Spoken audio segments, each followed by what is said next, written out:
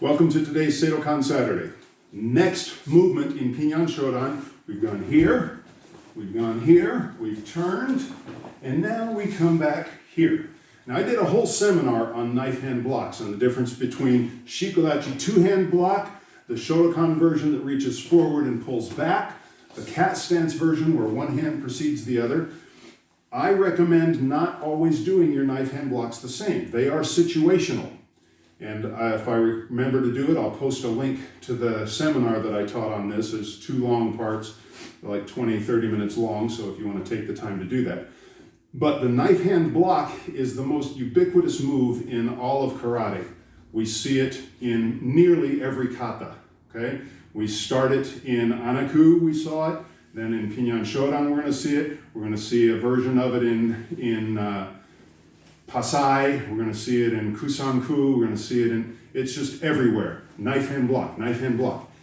And to think that it's only a knife hand block and we're only blocking with this little section of the hand against a punch, and that's all we're doing, but we do it 100 different times throughout the kata is kind of silly. So it is a very varied move, which is why I say don't always do the two-hand swing. Don't always do the double circle block.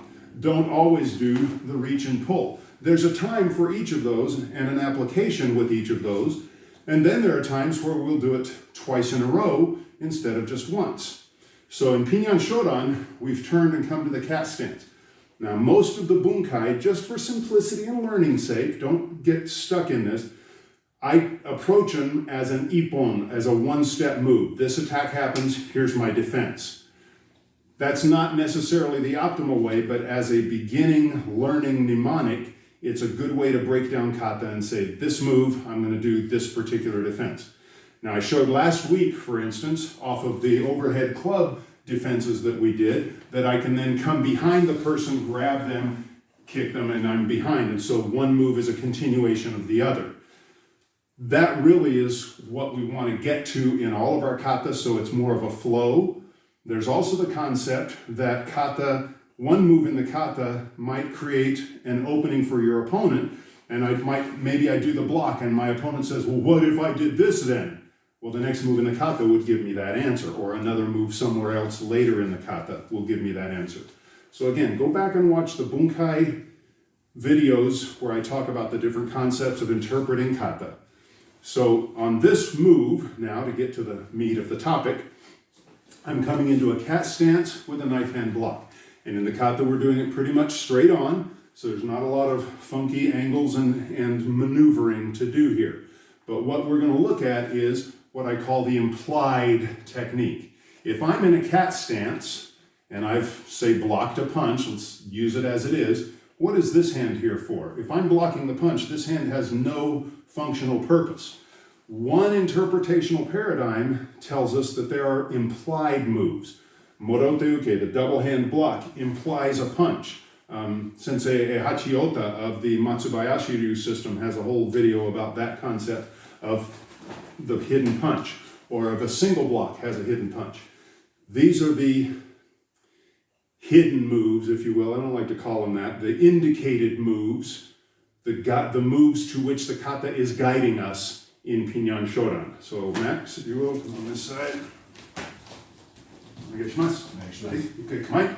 So again, we're going to take it basically from a punch. Could be from any attack, but we're going to go basically from a punch. As he punches, I move just enough. The cat stance makes it so I don't have to go way back here. I can be this close and still pull my body away. I do my knife hand block. I can double circle this, which is a great way to soften and allow me to grab.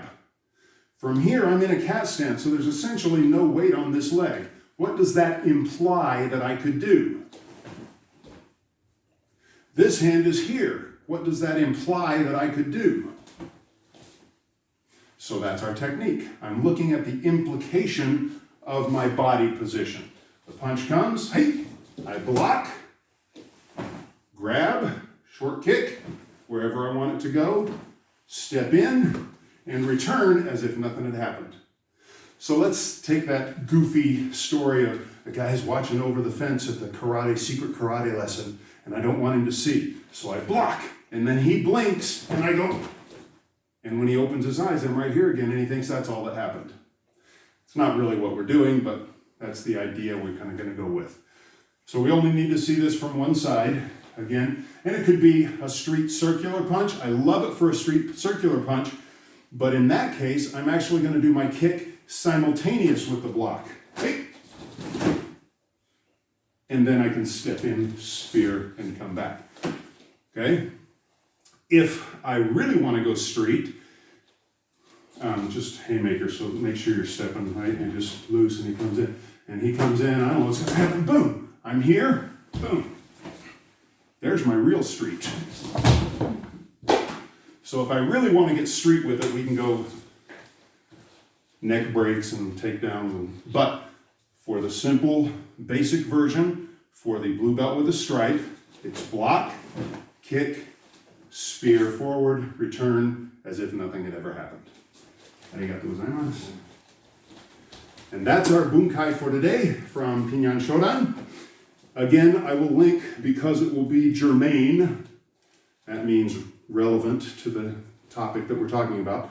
We have 2 knife hand blocks coming in shikodachi, then we have a spear, then we have 4 knife hand blocks in a row, so there's a lot of knife hands. So I will link those videos this time, and again next week as we look at applications of Shuto.